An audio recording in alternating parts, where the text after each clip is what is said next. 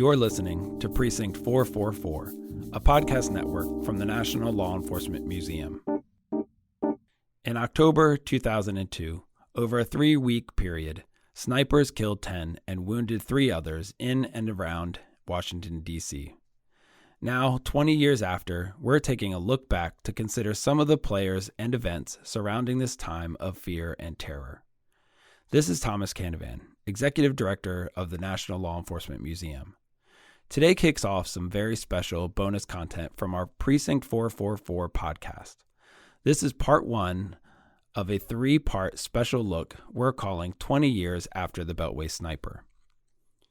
This special series is brought to you by Off-Duty Management. Off-Duty Management is dedicated to supporting and protecting law enforcement agencies, their officers, and community vendors by offering a fully customizable, centrally administered, no-cost solution that manages all aspects of off-duty programs and keeps agencies in full control, mitigating their risk and liability. You can learn more about them at offdutymanagement.com. In part 1, we'll look at Chief Moose, his story, and legacy. Chief Moose was the chief of police for Montgomery County, Maryland, during the bizarre sniper case, which terrorized the area around Washington, D.C., and captivated the nation. He took the lead in efforts to apprehend the suspects and became known far outside the D.C. Beltway. Chief Moose passed away in November 2021, but we knew we couldn't consider the 20th anniversary of the sniper case without taking some time to reflect on the role of Chief Moose during this harrowing time. To help us share this story, I was honored to interview current Chief of the United States Capitol Police, J. Thomas Manger. Chief Manger followed Chief Moose in Montgomery County, Maryland, and also served as Chief of the Fairfax County, Virginia Police Department during the sniper investigation. Chief Manger will share his memories on the sniper case, of working alongside Chief Moose, and of following in his footsteps in Montgomery County. We'll then hear directly from Chief Moose himself in an oral history interview previously recorded for the National Law Enforcement Museum. We're now present, 20 years after the Beltway Sniper, Part 1, Chief Moose, his story and legacy.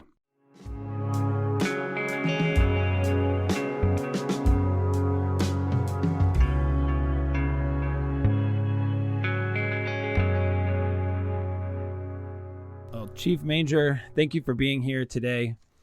This episode is part of a limited series that we're doing focused on remembering the DC sniper attacks 20 years later. Today we're going to hear a segment from Chief Charles Moose, who unfortunately passed away almost a year ago on November 25th, 2021.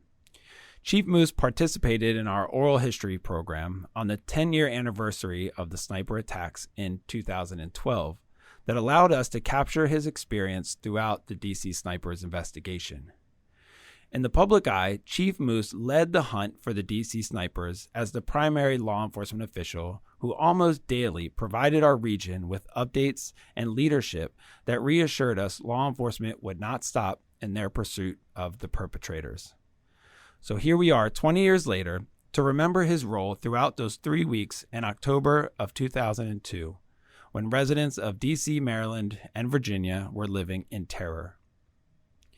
Chief Manger, thanks for offering to stop by today and to talk with us a little bit about your experience during that time and working with Chief Moose, as well as succeeding him as Chief of the Montgomery County Police Department.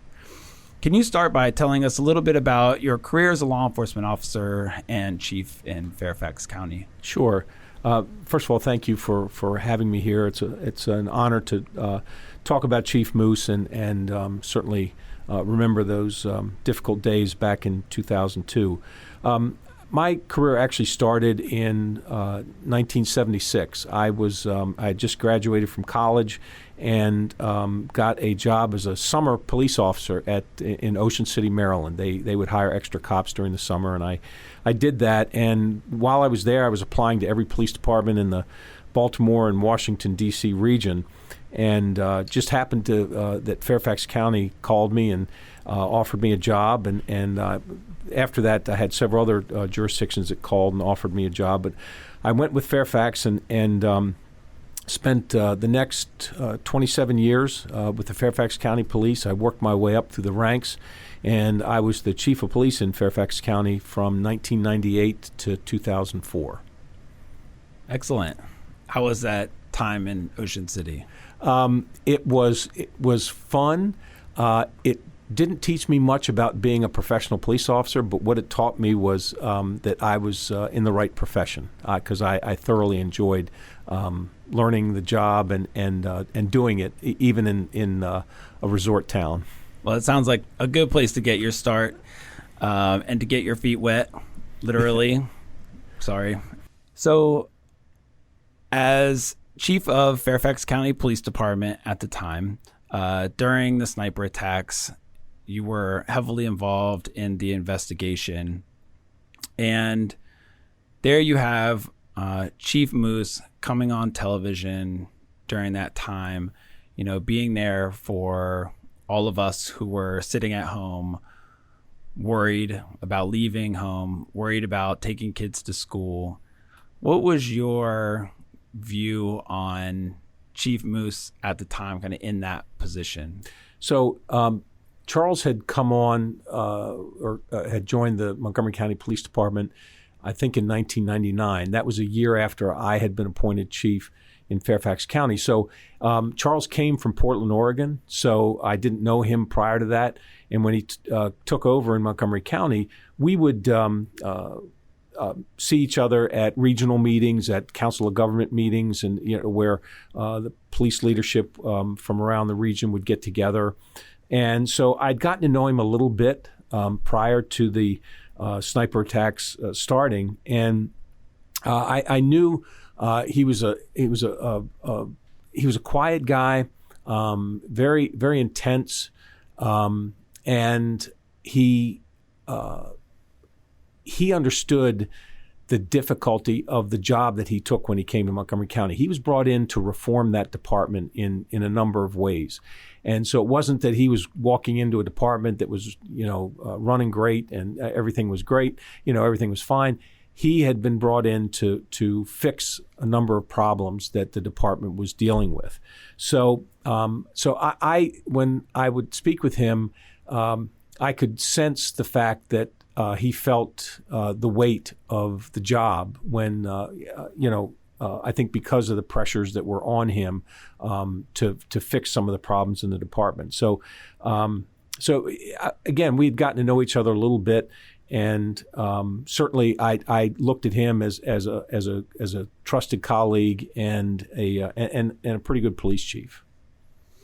As a chief in a major county, major metropolitan area, incidents occur all the time, and it's something that you all have to respond to. What is it like for somebody in that position, in your position, in his position, to go from perhaps recurring problems in certain areas that you're working through to serial killers? I mean, that is intense.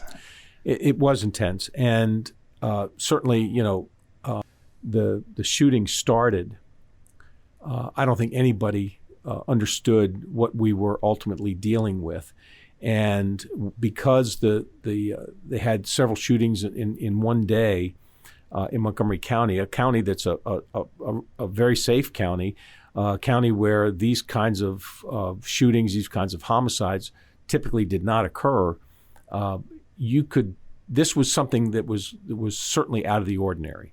And so Chief Moose's immediate response to that was, I think, one that any police chief would have. It's like, okay, we got to figure out what we have here, and you start to assess what you need to do, because there was certainly immediately you've got this issue in Montgomery County where you've got these random shootings, and people start to question, are we safe? And the residents are saying, well, are we safe in our neighborhoods? Are we safe in our cars? Are we safe? Are our children safe?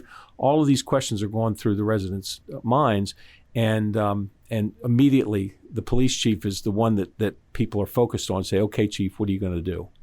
Can you share how Chief Moose became sort of the kind of de facto public information officer, given there was a multi-jurisdictional investigation happen? Why Montgomery County? Why Chief Moose? Well, I think that that's where it started. That's the jurisdiction that had the most homicides. And so it made sense that that's where the sort of the base of operations would be. And it was very shortly after the first shootings that the FBI and ATF, the Alcohol, Tobacco, and Firearms, came to Montgomery County and said, "We're here to help. We have resources at the federal level that you don't have at the local level. Let us help you." And so they set up a command post. They set up a telephone line so that tips could come in. And while the federal resources and the federal law enforcement agencies were providing great assistance and taking the lead on certain things because they in fact did have resources that local police didn't have, it was Charles Moose that was the face of this investigation. He was the one. Look, the residents of Montgomery County weren't asking, questions of the FBI or ATF. They were asking questions of their chief of police. And so Charles led those press briefings. And yes, they would bring in ATF's folks and FBI folks to give some information. But it was Charles that started and ended those press briefings. And he, while it was a team effort, and that's, I think, one of the important things that lessons from this is that it was, in fact, a team effort. You had federal, state, and local law enforcement resources working on this case.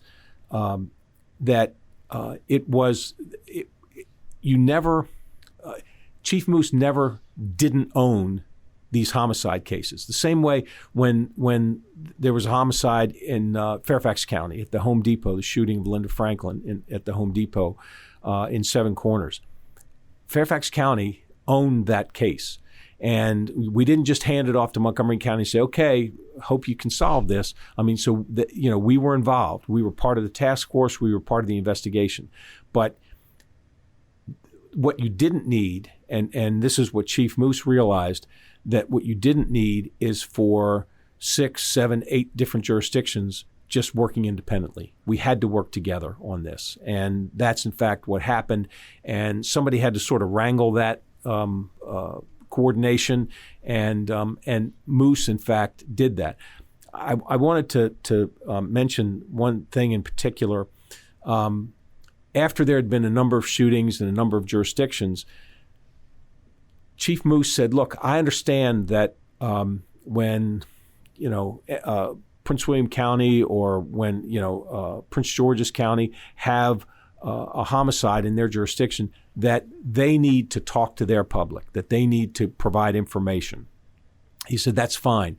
He said, "But the ideal way to do this would be after you have the homicide, you do one press briefing to the media. After that, everything's coordinated through the press briefings that they were giving in Montgomery County." And that worked. And it really was a good system. And so when we had the homicide at the Home Depot in Seven Corners, that next morning, I was standing in Fairfax County out in front of police headquarters, briefing dozens and dozens of media folks from all over the country. And after that one briefing, everything else in terms of public information was coordinated through Montgomery County. And it was a system, I think, that worked well. You didn't have, somebody, in one jurisdiction saying one thing and Moose saying another. And you had the coordination so that you weren't putting out information that the folks who were running the investigation didn't necessarily want to have put out into the public. So that was, I think, one of the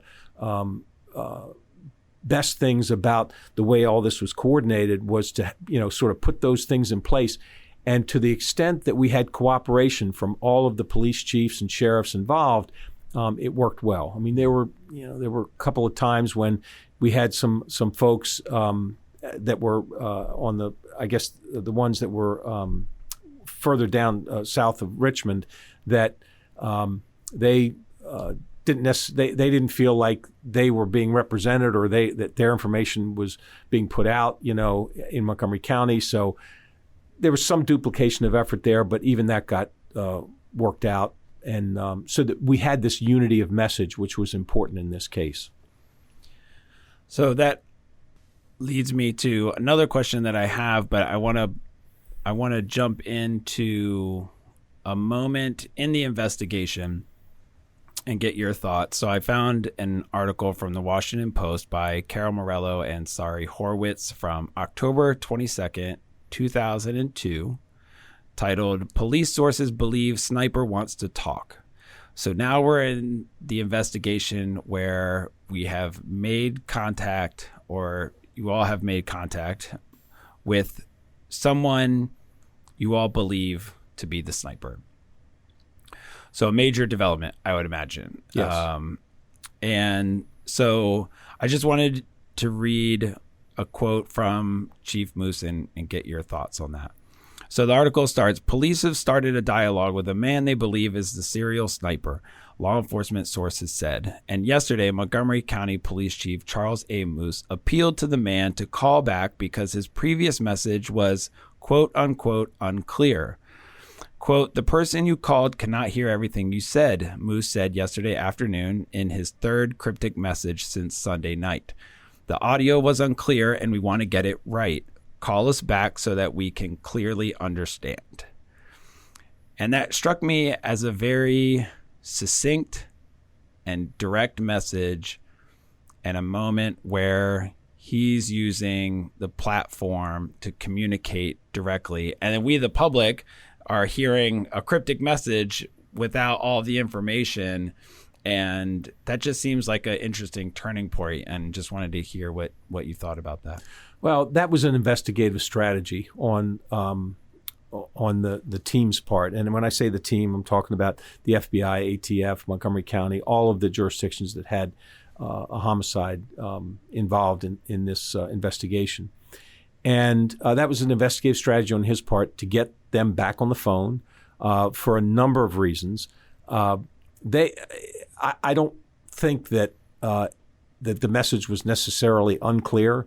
They just wanted to get him back on the phone because they were looking for any help that they could. They had some ideas at that point, and with the profilers that were assisting with the case, they were giving us advice too. It said, if you get them back on the phone, here's what you do. And so I knew that when he put that out, that it was an investigative strategy, and it was a smart move. And in fact, there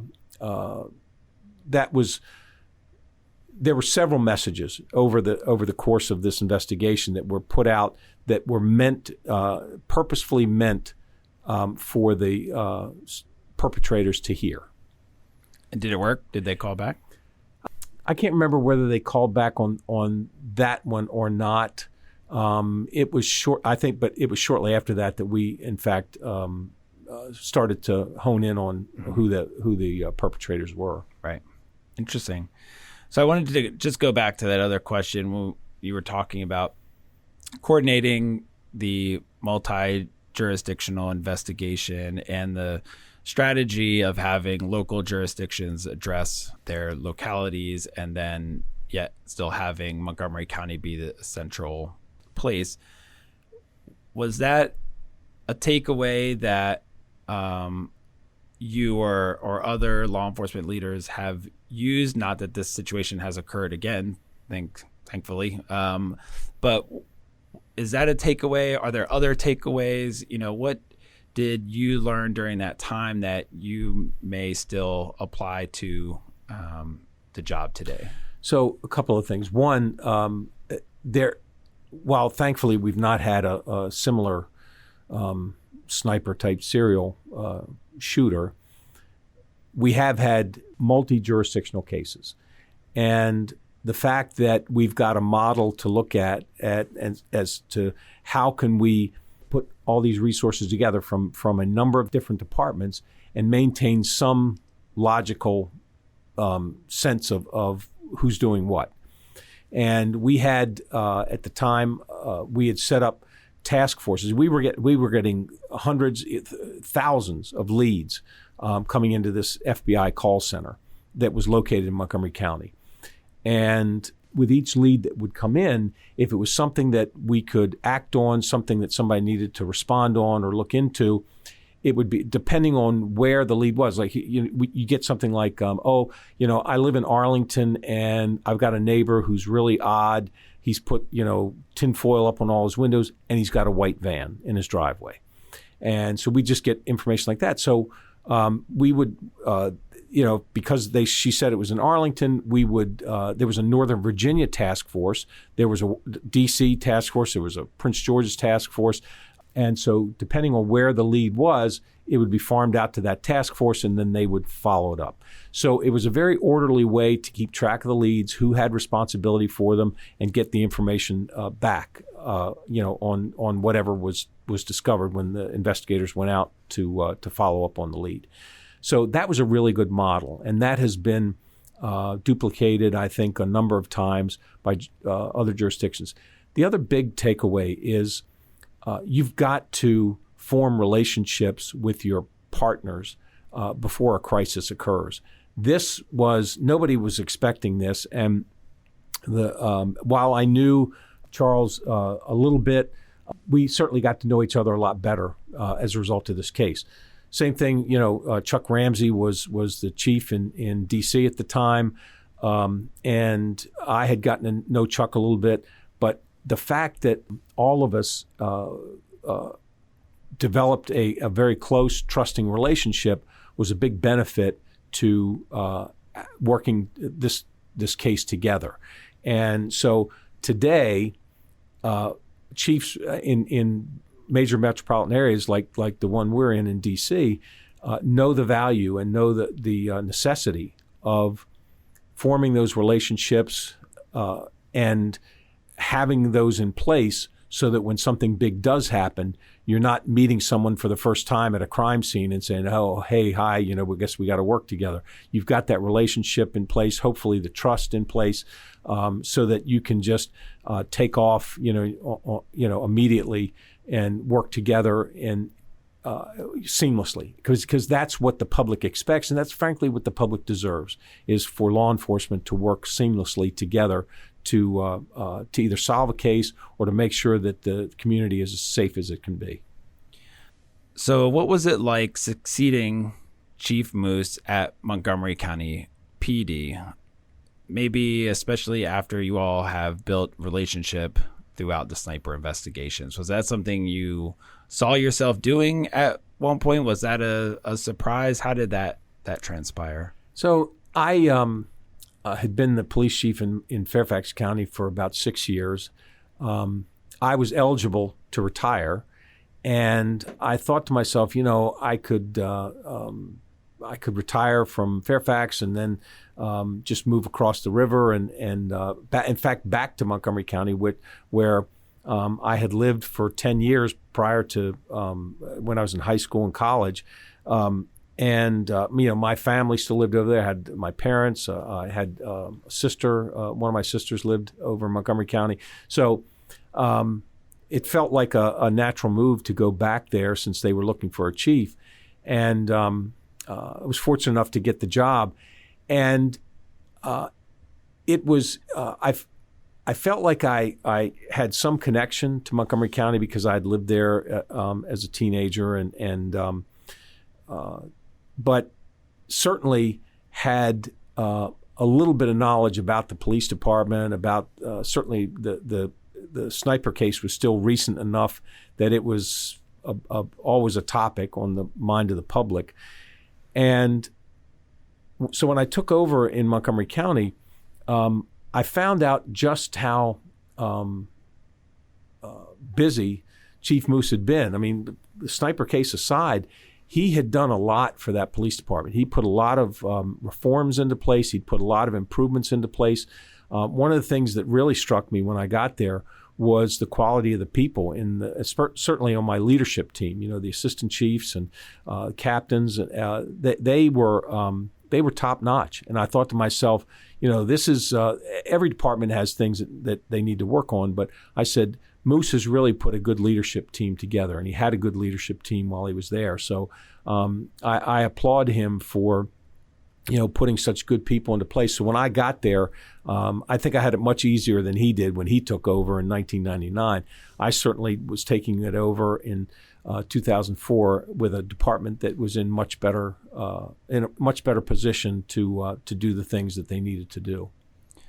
What would you hope other law enforcement leaders would learn from Chief Moose, either directly from his actions or the type of leader that he was?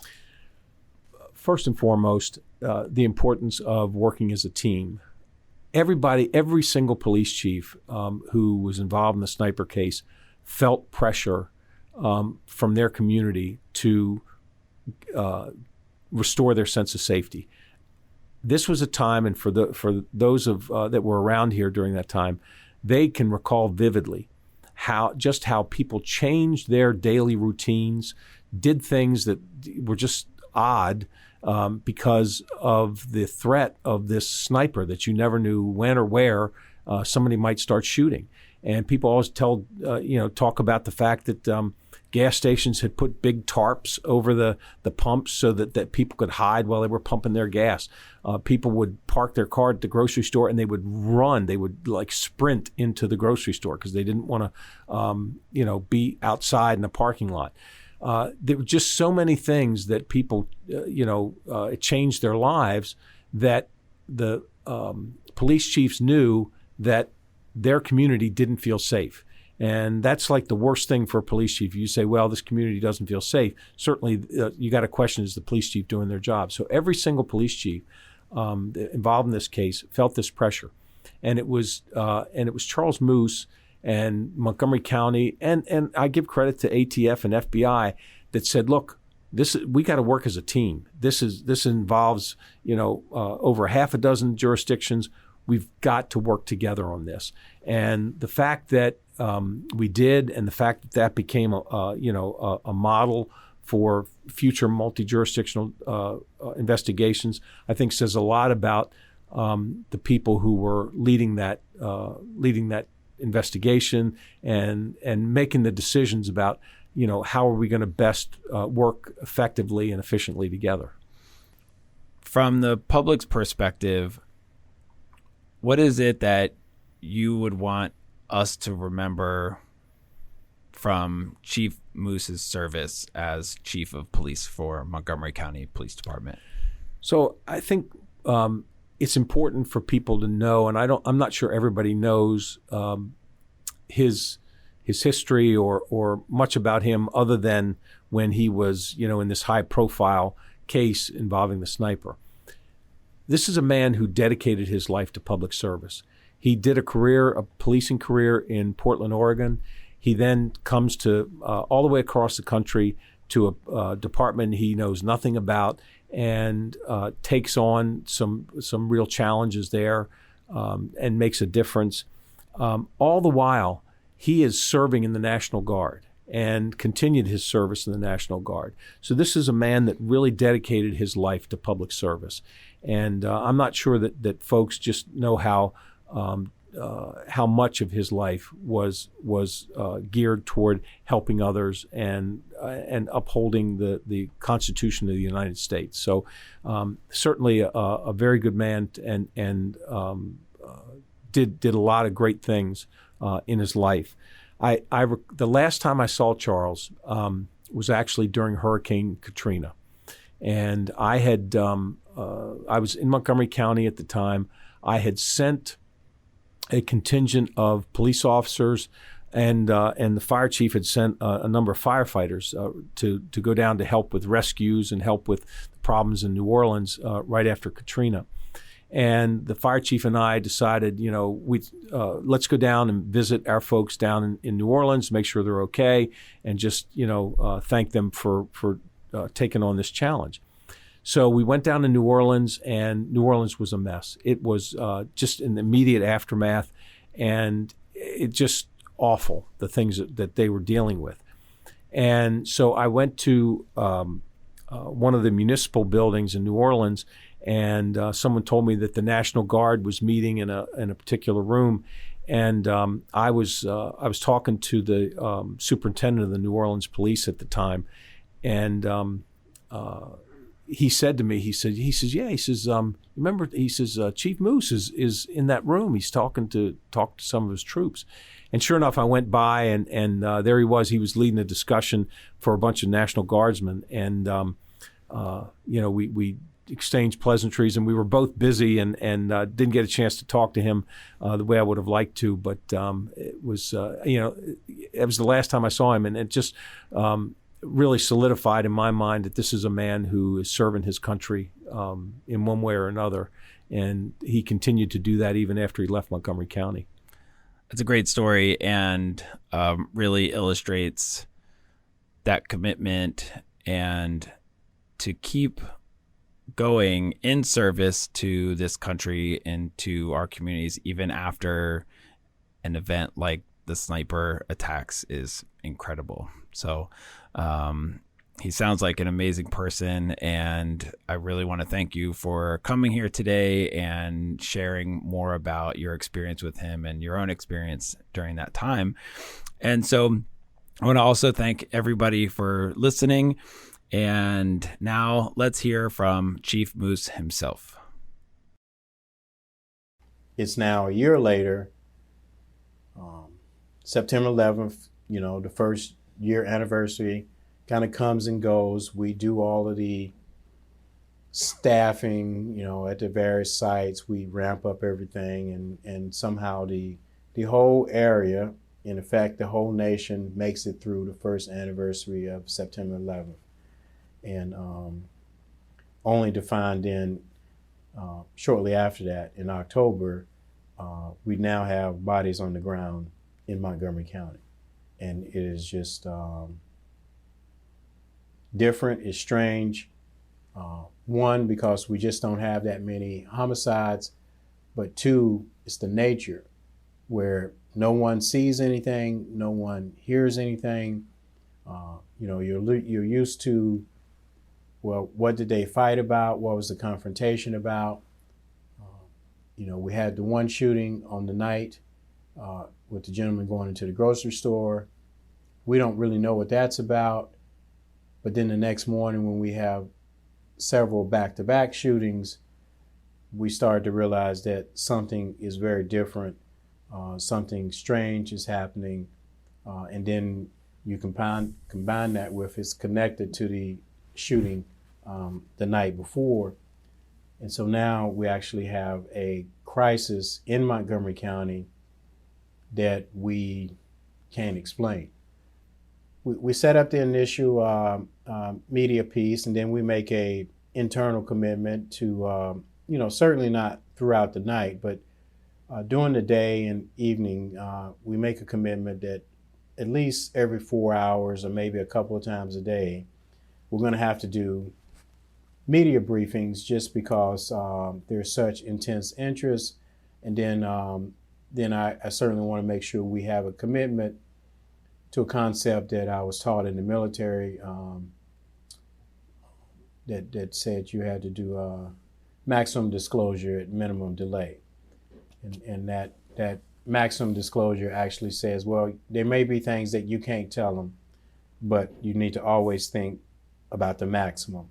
That doesn't say 100%. That doesn't say you give up everything just because they ask, but it does say you make a conscious effort to do maximum, do as much as you can. And then the minimum delay is hopefully a little clearer. It just says that you don't delay. And so therefore the couple of times a day, the every 4 hours, that just means that you have to consciously say you're not going to delay. And, and it's just kind of a, maybe throws people, maybe sometimes you go out and you talk to the press and they feel like you didn't really have anything new to say. But I think the thing that people overlook is there's a lot to be gained by listening to the media's questions. It gives you some idea what they think their audience are interested in. If they're doing, quote, an investigation of their own, it gives you some idea where they may be leading with regards to their investigation. And so by listening to their question, you have one option of just answering their question, But two, you have the option of then later trying to research and find their answer. And then three, you may actually be able to ascertain where they're headed as a result of their questions. So there's things to be learned by listening to questions from the media. We're in Montgomery County. It's right across the line from Washington, D.C., but it's not Washington, D.C. It's not the Washington field office. We're in Maryland, so Maryland uses the Maryland field office, and the largest Maryland field office is the Baltimore field office. Even though when you live in Montgomery County, it's like nobody talks about Baltimore. It's just kind of one of those. That's in some other part of the United States, even though, again, technically it's actually Maryland. But we just talk about Prince George's County, we talk about Prince Williams County, we talk about Fairfax, we talk about Washington, D.C., but nobody ever seems to make the connection that Baltimore is where our resources are coming from. It was a real struggle to make that decision about the letter because we did need the help. It didn't look like we were making any rapid progress. But the dilemma was the fear that they would come and take over. The fear was that Montgomery County would look incompetent, that we would look incompetent as a county government, as a local police department, that the county executive would be incompetent, that the police chief would be incompetent, that the state's attorney would not be up to speed. And that the men and women of the police department would be insulted, kind of like, well, how dare you, you don't trust us, then, after this is over, then you can just continue to not trust us and we're not gonna work for you, we're not gonna perform, we're not gonna, go 100%. So I'm in conversation with county executives saying, well, we've got all of these potential potholes if we do this. But the other pothole is if we don't do this, we might not catch them. And so you kind of go, well, what's the worst of the worst here? Kind of to be potentially incompetent or incompetent for sure because we didn't catch them. And so then it's kind of a matter of the FBI, Gary Ball has said they're not interested in taking over, but that there's people above Gary Ball. And,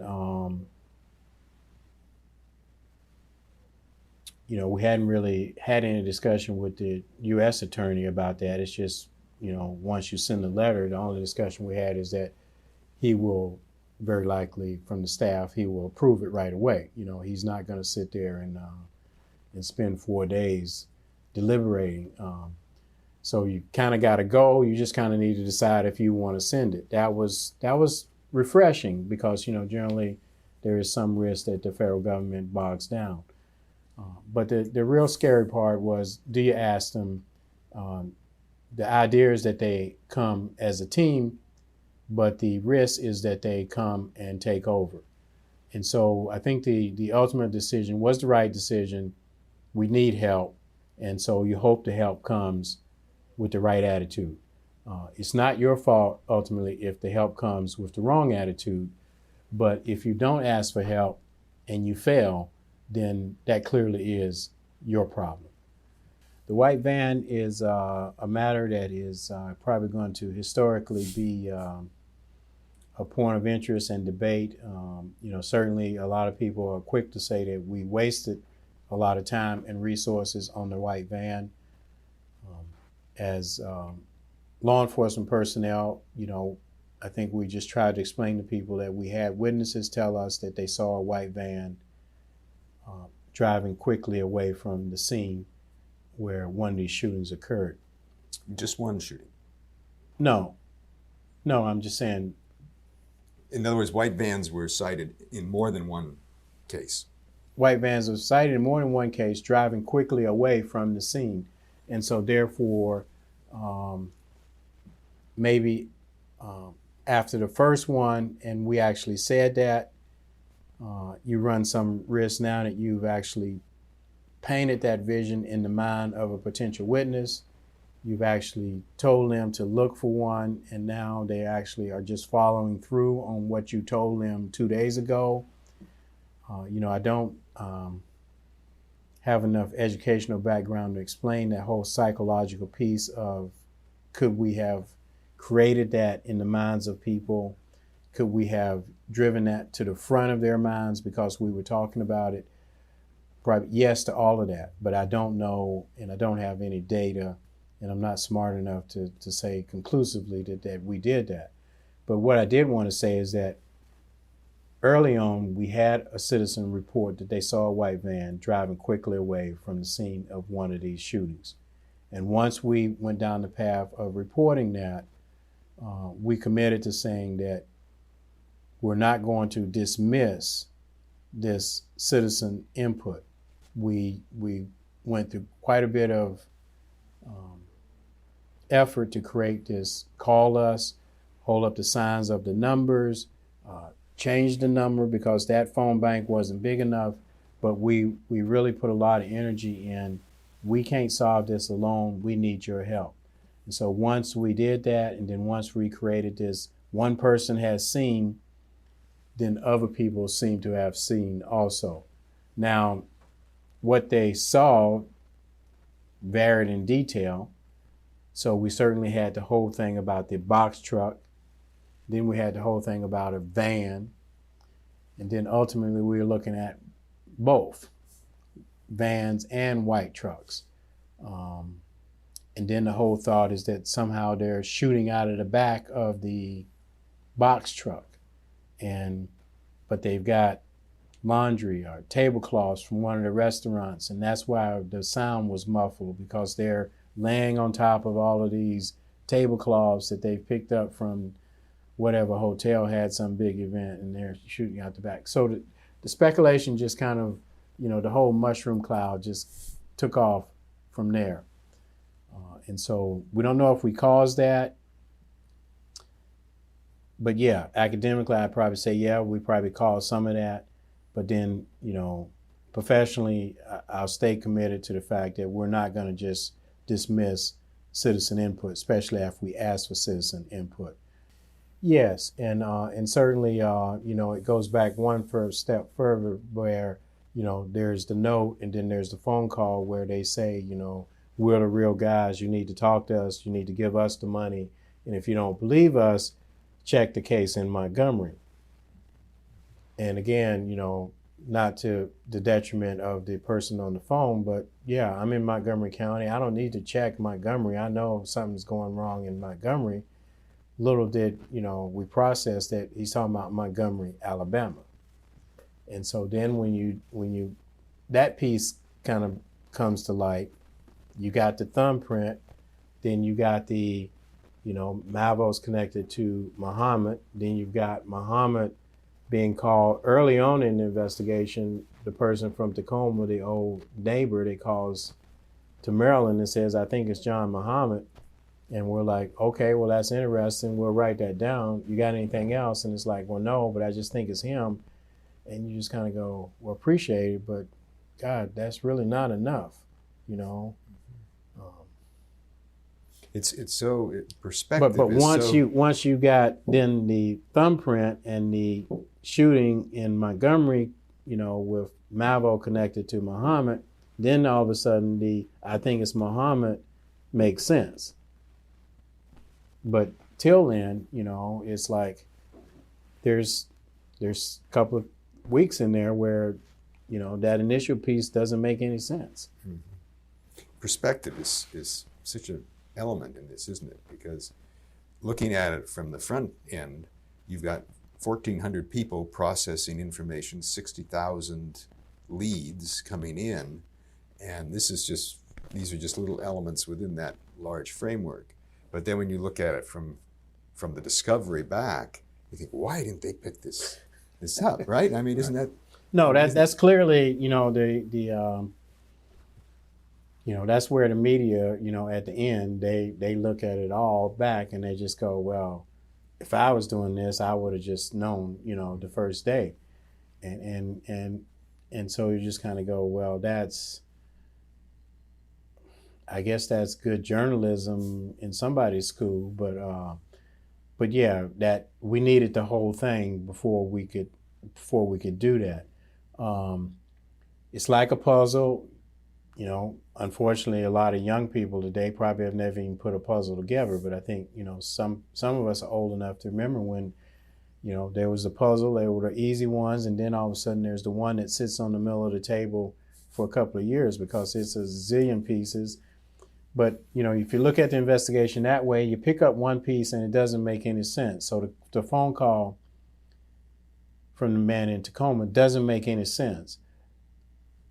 But we didn't throw it away. Just like a puzzle, you don't throw it away, you kind of put it back in and you try to remember, did you put it to the left, did you put it to the right, but you put it to the side. And then you work on some other stuff, and then all of a sudden, this makes a lot of sense. And I guess that may be an oversimplification, but to me, that's what happened. I think the other key is now, 10 years later, you know, there's equipment that, you know, you can set on the side of the road and you can run 5,000 cars by, and that system will be able to tell you who all those cars are registered to. You know, it'll just be able to, the license plate identifier, you can just do all that. The computer can do all that. The camera can read them all, and then they can process them. You know, no police officer could do that. No police officer could probably write them all down fast enough.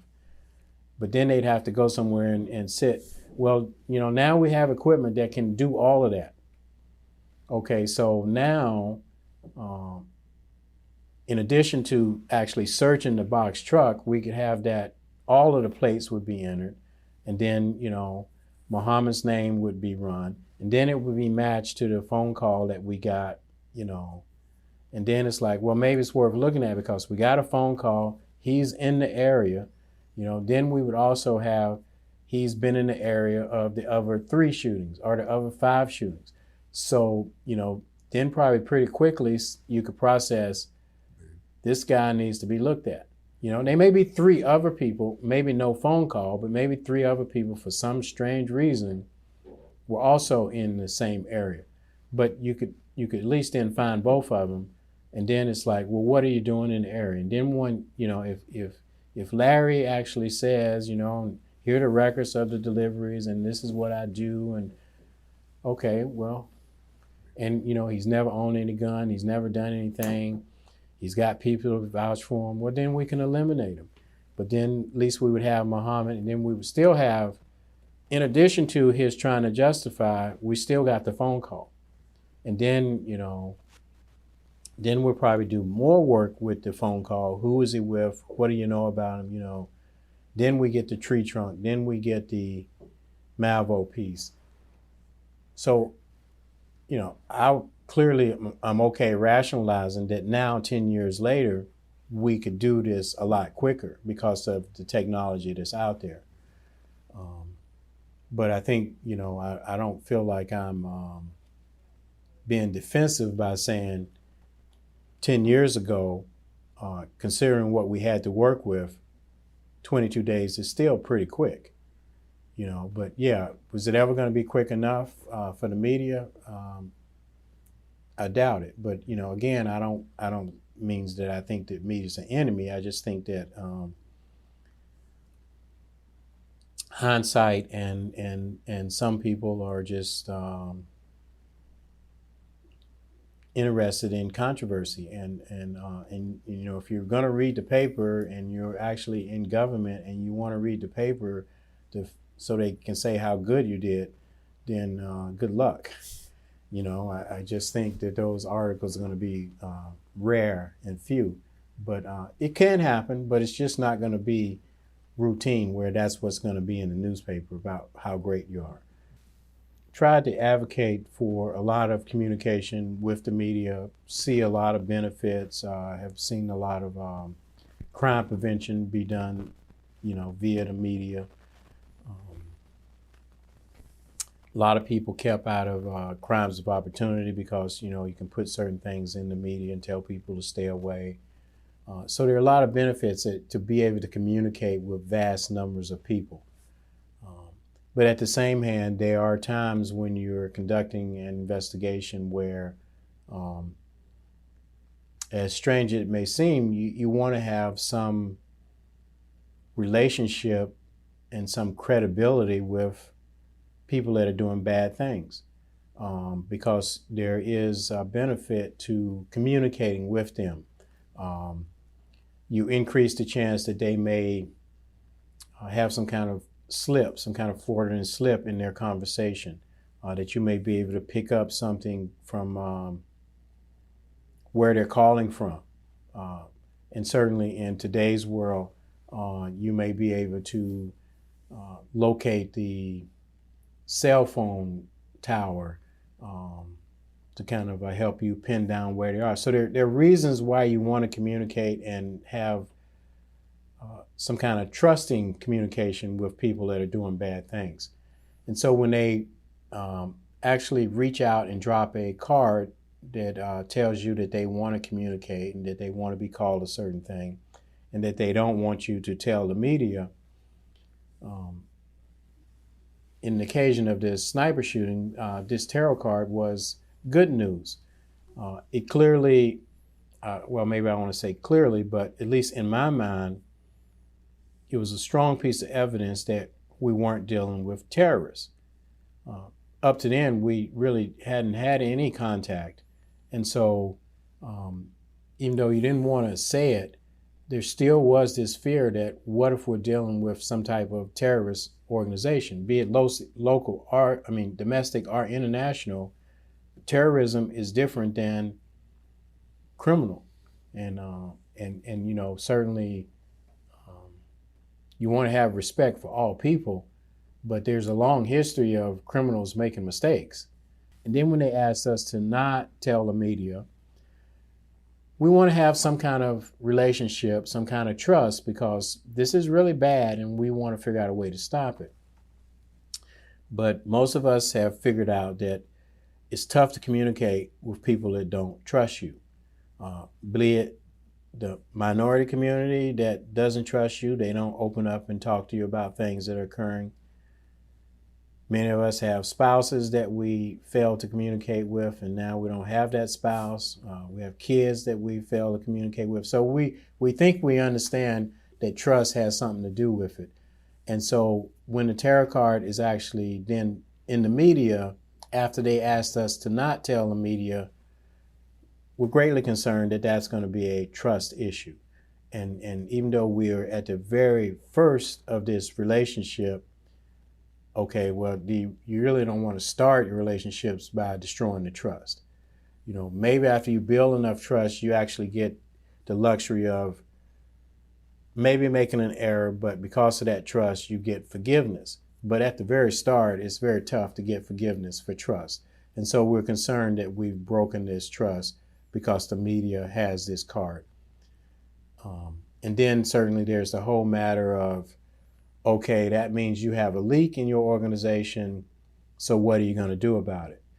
And I think that we clearly made the right decision that to not bite on that piece of bait and just said, we're not going to do any kind of investigation. We're not going to do anything.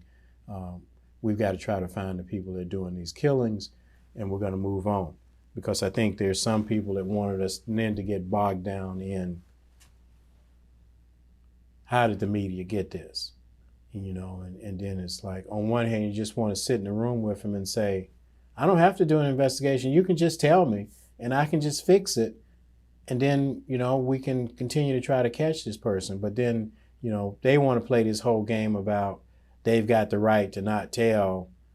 And you're just kind of going, well, then personally, I'm thinking, well, then you're not really interested in solving the problem, because you should just tell me who in the police department gave you this, and then I can take them off of the case, and then we can move on. But that was just that conversation, and it's never going to go down that way. But as a layperson, in terms of the media, I sure wish it would, but that wasn't going to happen.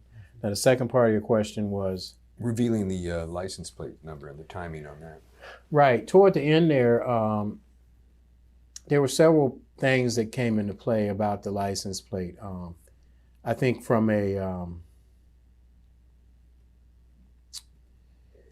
don't know if ego is the right word, but internally, I think that many of us wanted a chance to find the plate and John Muhammad from a traditional law enforcement standpoint. We've got this information. We're going to go out and we're going to find them. You combine that with the fact that we were able to rationalize that if we put this out in the general public, they're watching and they will then run, they will dump the car, they will change the plate, they will lay in wait. So, place the car and then sit back somewhere and then shoot us as we approach the car. So we're having all of these, oh my God, they're watching everything we do, and as soon as we put this out, that's going to alert them. I think the casual thing to say is that, if you put my plate out and my picture, then let's hope that, after 59 years of being a law-abiding citizen, that I would be stunned and I would immediately go and turn myself into the police department.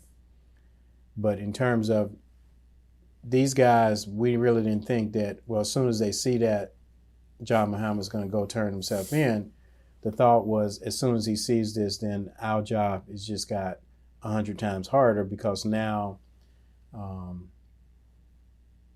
he's going to be a rabbit. He's going to be on the run. And so I think we wanted to try to give law enforcement some narrow period of time to actually hunt him down now that we had this plate without actually alerting him. But that didn't happen. Somehow we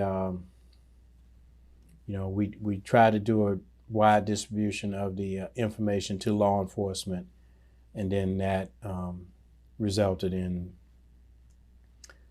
it becoming something that the media had access to.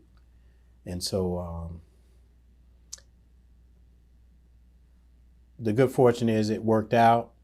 They weren't watching, and the people who were listening and heard or saw the information, saw the car and called us and did the right thing, and we were able to capture them without any major incident. So it all worked out, but there was this whole strategy, this whole delay, this whole debate about the best approach.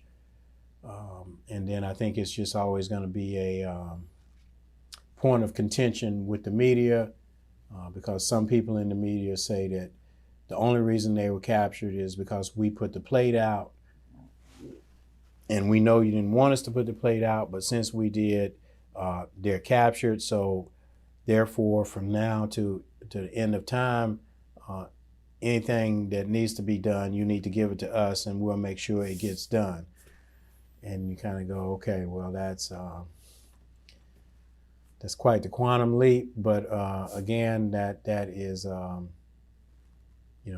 it happened. We didn't particularly want it to happen that way, but it worked out. And so it is,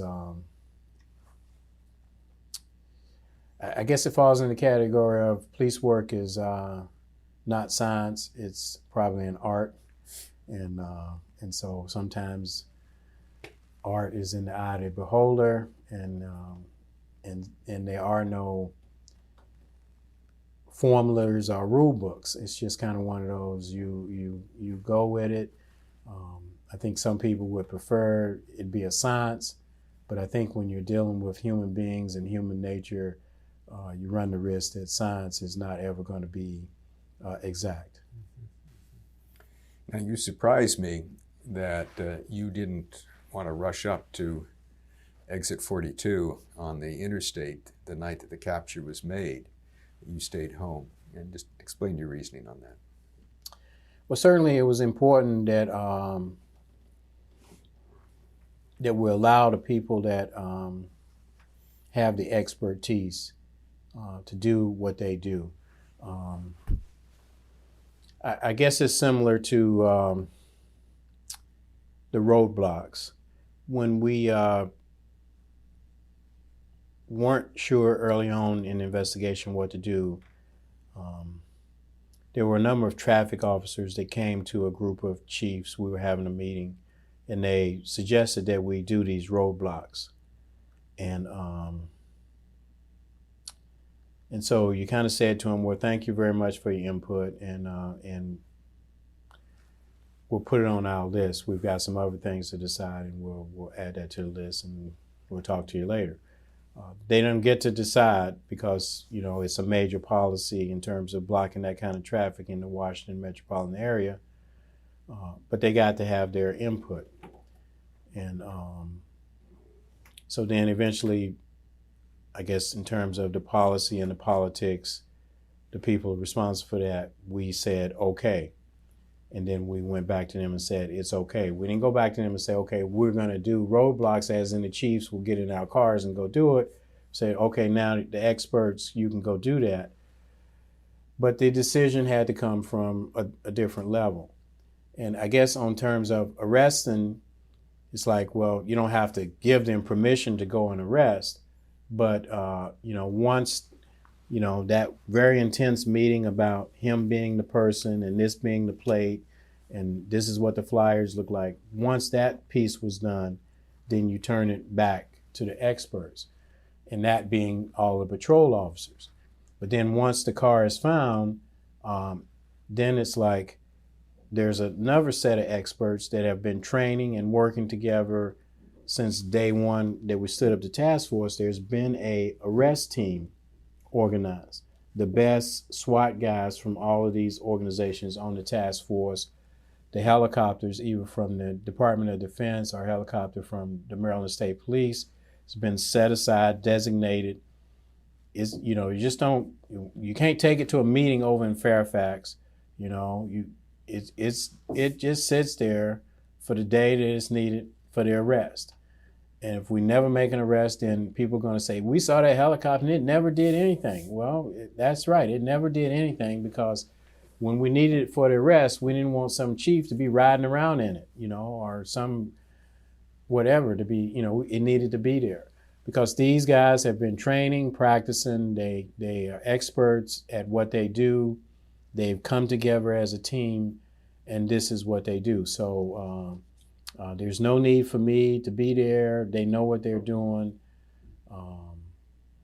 Just because you make chief doesn't mean you are the best shooter, doesn't mean you're the best handcuffer, doesn't mean you're the best guy using anything. It just means you've got some of these skills that whoever's name's the chief, they're looking for those skills and you've demonstrated them. But that doesn't mean you are the best person on the department to make an arrest. And so you combine that with the fact that at one point in my career, I was commander of the SWAT team. I know that people in management get in the way when they come to these kind of scenes. I know that they cause problems. I know that they don't know what they're doing. I know that they're generally older individuals. I know that they generally aren't as fit as the people on the SWAT teams. So I've seen that problem. I've seen that problem that they cause. I've seen that how they create havoc. And so, yeah, you want to go, you want to be the guy. Everybody wants to be the guy. You know, every day when I drove to work, every day if I drove to a meeting, you know, I'm just looking, I'm hoping, man, while I'm on my way to the meeting, I found the sniper. I arrested him. Every police officer within 1,000 miles wanted to be that person. You know, and yeah, would I've loved to have done it just on my own, not needed the SWAT team? I just found him. He was like laying behind the gun, and I just went up behind him, and I'm the guy. But, you know, clearly that didn't happen. But then once you got him in a takedown situation, then you really got to let the people that train and practice and know how to do a takedown do the takedown. I mean, for no other reason, I don't even have any flashbangs, okay? We don't issue those to everybody. But the SWAT teams got them. They used them. long guns. We don't issue long guns with scopes to everybody, but there are guys on the SWAT team.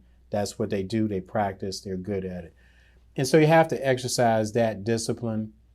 And I don't mean to say that any management person that was there is not disciplined.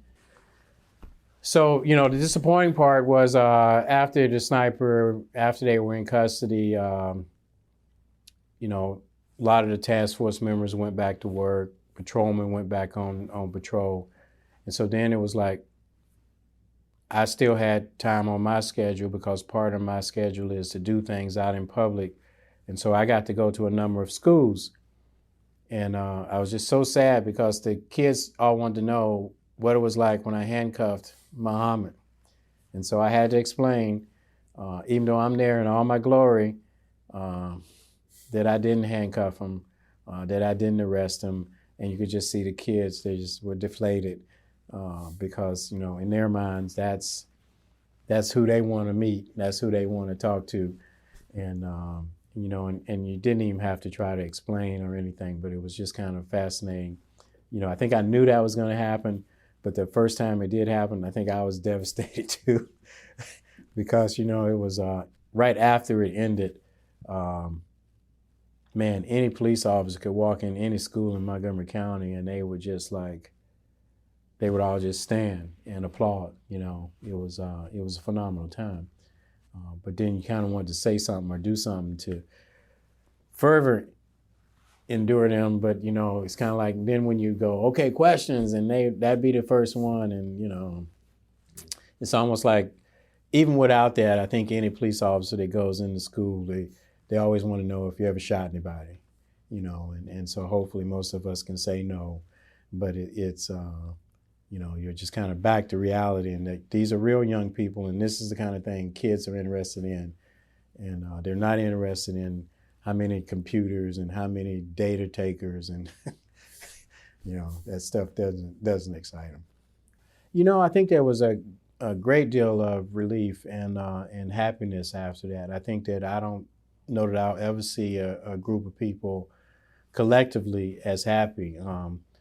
Kids that just actually would admit that I'm happy to be able to go outside. They weren't saying I need this, I need that, or I need this kind of phone, or I need this game. They were just like, can I go outside and run and be okay doing that?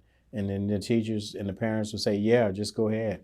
The fact that they could have their football games, that people weren't trying to get on the military base to have their football game or after school activity. So really the simple things became important again. And so it was nice to see, even though you're living in the modern world, you're living in the 21st century, you realize that expectations have been ramped up, and you're glad expectations have been wrapped up. But it was almost nice to see things drummed down to where just going outside and sitting on a park bench was bringing satisfaction to someone. And they would actually articulate that, and that actually being able to go to the gas station and get a tank of gas, no matter what the price, was actually okay, and they were glad that they lived in this country where they could do that now again and feel safe. So I thought it was very positive that the simple things were back to being important. And I'm sure over time, though, that eroded, and then we're back to our same old selves, that it has to be, this level movie or something else to actually make us happy or get our attention. But it was fascinating to see the simple things become important again, and the goodwill that the police gathered. We just wanted to put it in a bottle and save it, because we knew that, we were going to do something soon to erode that goodwill, and we wish we could open up that bottle and say, hey, remember us? But, you did enjoy it, but you also knew that it was more likely to be fleeting.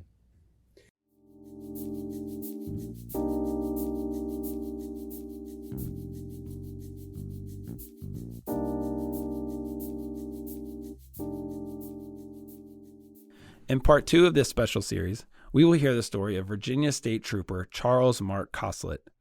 His story is one you may not have heard in the context of the sniper investigation, but his loss is deeply felt by those who knew and loved him, and he was undeniably influenced by the enormity of the sniper case. We owe a very special thanks to our sponsor for this series on the sniper anniversary, Off Duty Management. Be sure to check them out online at offdutymanagement.com. Thanks also to Christopher Mitchell, our manager of digital content and strategy, for producing today's episode. And many thanks to you for listening to this special series, part of the Precinct 444 podcast network from the National Law Enforcement Museum. We hope you enjoyed this episode and will join us again for part 2 of 20 years after the Beltway Sniper. This has been a Precinct 444 production brought to you from the National Law Enforcement Museum. Please subscribe on your favorite podcasting platform to stay connected and to receive our latest content as soon as it drops. We would love to hear from you. Send in your questions, comments, and feedback to precinct444@nleomf.org. You can help us make our content even better. The National Law Enforcement Museum is located at 444 E Street Northwest in Washington, D.C., and is dedicated to telling the story of American law enforcement. We expand and enrich the relationship between law enforcement and the community through educational journeys, immersive exhibitions, and insightful programs. Find us online at lawenforcementmuseum.org. And stay tuned for more podcast content from Precinct 444. Until next time, stay safe. We'll see you at the precinct.